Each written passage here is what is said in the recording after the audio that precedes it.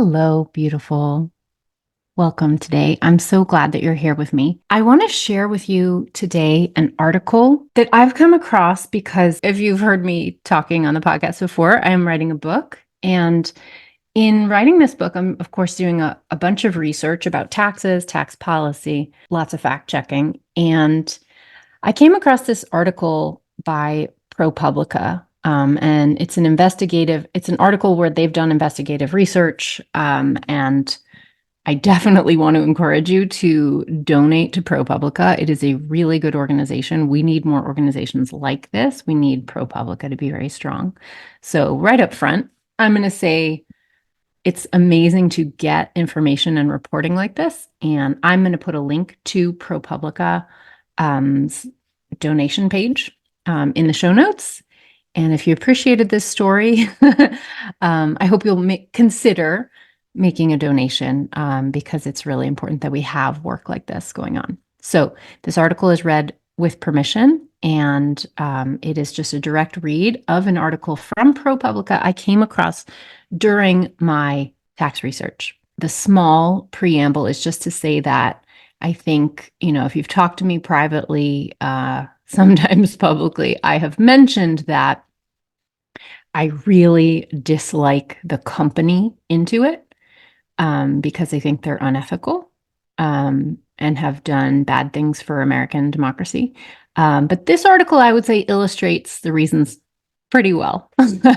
I'm always hesitant to kind of spout too much on the podcast about it because I don't want to get sued. But of course, facts are legal to repeat. So I'm going to stick to the script, but I want you to really take this in because as a citizen, I think it's very important information.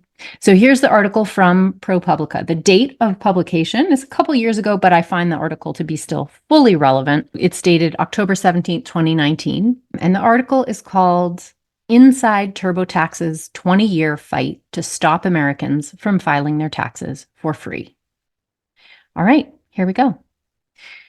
Using lobbying, the revolving door, and dark patterned customer tricks, Intuit fended off the government's attempts to make tax filing free and easy and created its multi-billion-dollar franchise. Last fall, Intuit's longtime CEO, Brad Smith, embarked on a farewell tour of the company's offices around the world. Smith had presided over 11 years of explosive growth, a period when Intuit had secured its place in the Silicon Valley pantheon, and the tour was like a long party. In Ontario, employees wore t-shirts with Smith's quasi-spiritual sayings, quote, "Do whatever makes your heart beat fastest," and, quote, "Repetition doesn't ruin the prayer." In Bangalore, India, workers put on Smith face masks as they posed for selfies with the man himself.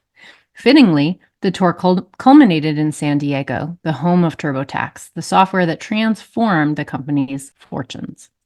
There, Smith arrived at his party in a DeLorean, and as he walked a red carpet, cheering employees waved "Brad is rad" signs. To Smith's delight, his favorite rock star, Gene Simmons of Kiss, emerged.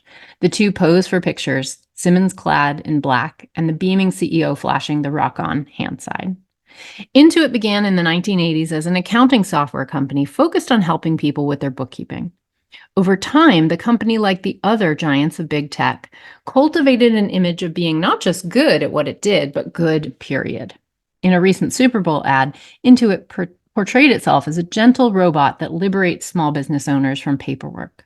The company stresses values above all, urging employees to deliver awesome and pursue integrity without compromise. Intuit's QuickBooks accounting product remains a steady moneymaker, but in the past 2 decades, TurboTax, its tax preparation product, has driven the company's steadily growing profits and made it a Wall Street phenom. When Smith took over in 2008, TurboTax was a market leader, but only a small portion of Americans filed their taxes online. By 2019, nearly 40% of U.S. taxpayers filed online, and some 40 million of them did so with TurboTax, far more than with any other product. But the success of TurboTax rests on a shaky foundation, one that could collapse overnight if the U.S. government did what most wealthy countries did long ago and made tax filing simple and free for most citizens. For more than 20 years, Intuit has waged a sophisticated, sometimes covert war to prevent the government from doing just that, according to internal company and IRS documents and interviews with insiders. The company unleashed a battalion of lobbyists and hired top officials from the agency that regulates it. From the beginning, Intuit recognized that its success depended on two parallel missions: stoking innovation in Silicon Valley while stifling it in Washington. Indeed, employees ruefully joked that the company's motto should actually be compromise without integrity. Internal presentations lay out company tactics for fighting encroachment, that's in quotes, Intuit's catch-all term for any government initiative to make filing taxes easier, such as creating a free government filing system or pre-filling people's returns with payroll or other data the IRS already has. Quote, for a decade, proposals have sought to create IRS tax software or a return-free tax system. All were stopped, unquote, reads a confidential 2007 PowerPoint presentation from an Intuit board of directors meeting.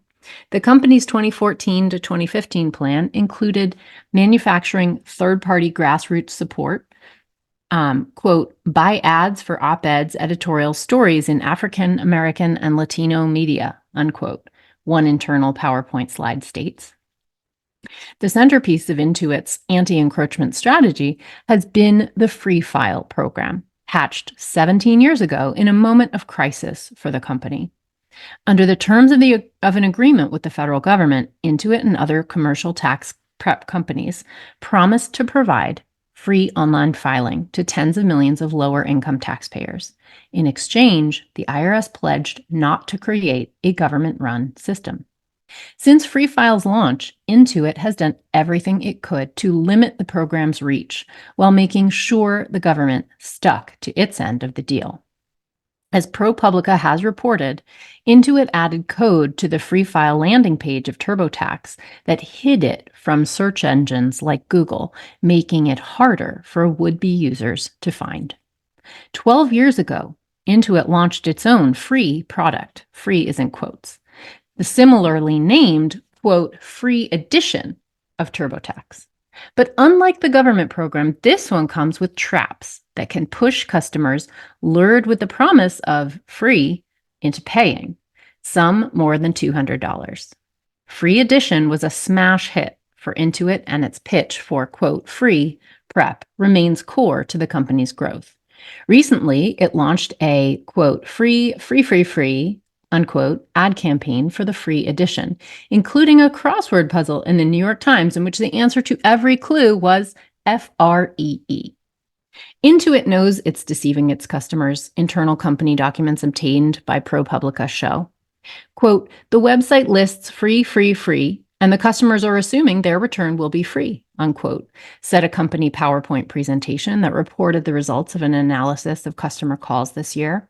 Quote, customers are getting upset, unquote. Intuit also continues to use, quote, dark patterns, unquote, design tricks to get users of its website to do things they don't necessarily mean to do, to ensure that as many customers as possible pay, former employees say. A marketing concept frequently invoked at Intuit, which goes by the acronym FUD, F-U-D, seeks to tap into Americans' fear, uncertainty, and doubt about the tax filing process. An Intuit spokesman declined to answer ProPublica's detailed questions about its efforts to fend off a government filing system, but he provided a statement. Quote, we empower our customers to take control of their financial lives, which includes being in charge of their own tax preparation, unquote. He said, adding that a, quote, government-run, pre-filled tax preparation system that makes the tax collector, who is also the investigator, auditor, and enforcer, the tax preparer, is fraught with conflicts of interest, unquote. The IRS is seemingly the biggest threat to Intuit and other commercial tax prep businesses, but it has more frequently acted as the industry's ally, defending the Free File program even in the face of critical internal reviews. The IRS declined to comment for this article. The consequences of Intuit's efforts affect a huge proportion of the tax-paying public. Americans spend an estimated 1.7 billion hours and $31 billion doing their taxes each year. Just 2.8 million participated in the free file program this year, down from 5.1 million at the program's peak in 2005. Intuit's success has made the men who run the company rich. Smith, the CEO who stepped down last year and is now executive board chair, had a stake worth $20 million when he became chief executive. It ballooned to $220 million by last year. Co-founder Scott Cook is now among the country's wealthiest people, his fortune soaring to $3.3 billion.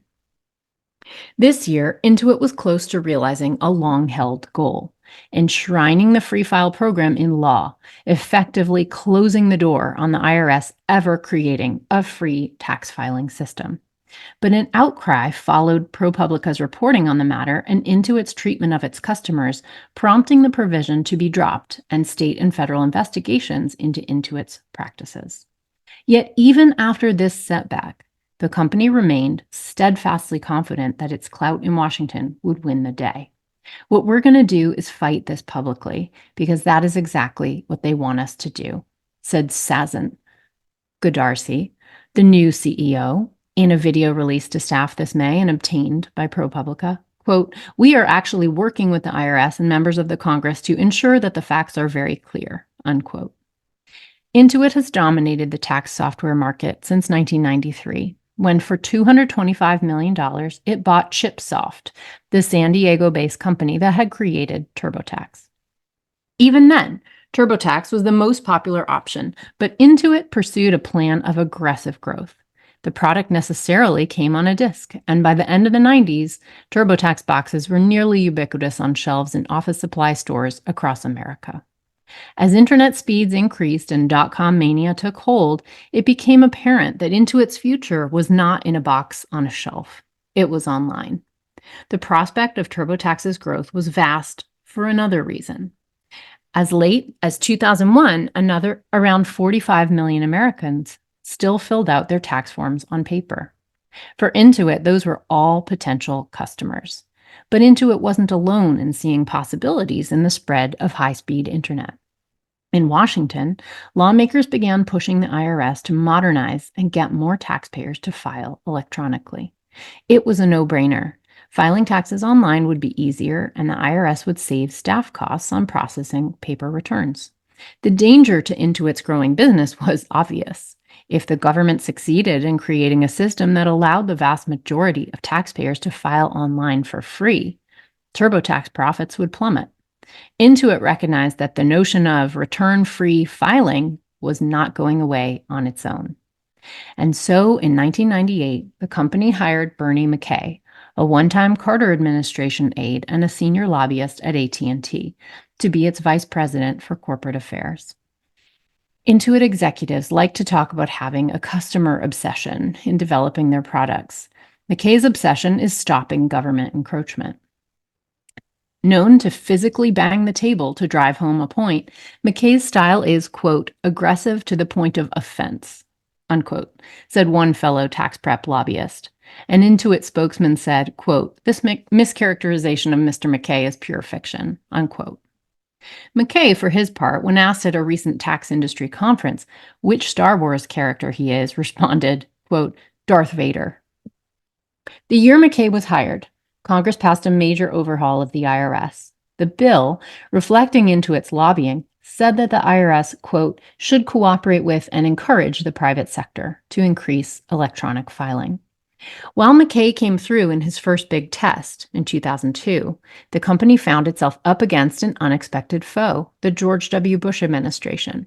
The threat came from a broad administration initiative to upgrade government technology. One of the proposals called for the IRS to develop, quote, an easy, no-cost option for taxpayers to file their tax return online, unquote.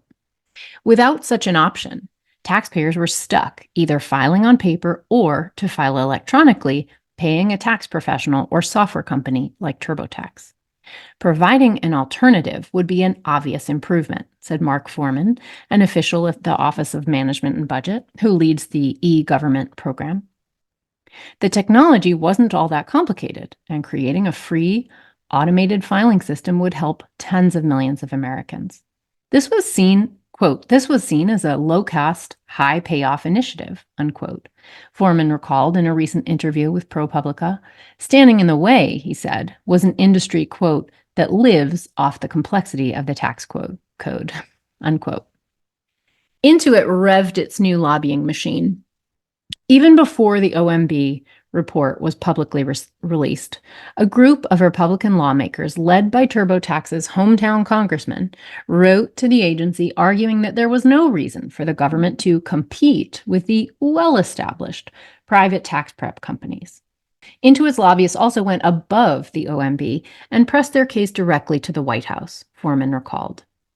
At the IRS, quote, all hell broke loose, remembered Terry Lutz, who was then the head of electronic filing at the agency. Intuit's clout on the Hill meant that lawmakers were soon accusing the IRS of making, quote, secret plans to undercut the industry, unquote, Lutz said. The agency ran the risk of seeing its funding cut if it were to pursue the Bush plan. The IRS commissioner at the time, Charles Rosati, also opposed the idea. The IRS's customer service staff, already too thin to respond adequately to Americans' questions about the tax code, would have to grow substantially to handle millions of software queries. Congress, quote, will never give you sufficient funding, Rosati told ProPublica. So the IRS felt caught in the middle. The question became, Lutz said, quote, is there some way to come out of this with something for taxpayers that addresses the administration's objective and at the same time is acceptable to industry, unquote? Intuit, it turned out, did have a way. Since 1999, as part of the company's strategy to head off encroachment, TurboTax had been offering free tax prep to the poorest filers. It was a program that served to bolster the company's arguments that government intervention was unnecessary. This became the basis for a deal. The industry would offer free tax prep to a larger portion of taxpayers. In exchange, the IRS would promise not to develop its own system. Intuit organized a coalition of tax prep companies under the name the Free File Alliance. And after negotiations with the IRS, the group agreed to provide free federal filing to 60% of taxpayers, or about 78 million people at the time. Government officials touted the solution as a marvel of public and private cooperation. Americans would get free tax prep, and it would cost the government almost nothing. For Intuit, it was the culmination of years of lobbying. The IRS had signed a contract that said it will not compete, quote, will not compete with the Free File Alliance in providing free online tax return preparation and filing services to taxpayers, unquote. What's more, quote, free, unquote, wasn't as unprofitable as it sounded. The alliance, guided by a lawyer who was also an Intuit lobbyist, won a series of concessions that made the program palatable to industry. Free File only required the companies to offer free federal returns. They could charge for other products. The state return was the most common, but they could also pitch loans, audit defense, or even products that had nothing to do with taxes. Free File had another bright side. The company could tailor their Free File offers so that they didn't cut into their base of paying customers. The agreement said the industry had to offer free federal services to at least 60% of taxpayers, but each company individually only had to cover 10% of taxpayers. Intuit and the others were free to limit their offers of free tax prep by age, income, or state. There was little incentive for the companies to publicize a free alternative to their paid products, and the IRS agreed that the Free File offers need only be listed on a special page of the agency's website. For Intuit, it was a major victory in the war against encroachment. The company could now focus on turning whatever new customers it acquired through the program into paying users, both that year and in the future. Today's episode is the end of part 1. I will be continuing to read this amazing public interest research article that I have permission to share with you from the authors next week and the week after. This will be a 3-part series, so stay tuned. Thank you for watching. If you like this video, be sure to like, leave a comment, and subscribe to my channel. I'm so grateful for that. This video is for education and entertainment only. Nothing in this episode should be taken as individual tax or financial advice. You can find all the tools, books, and links I reference at sunlighttax.com/podcast.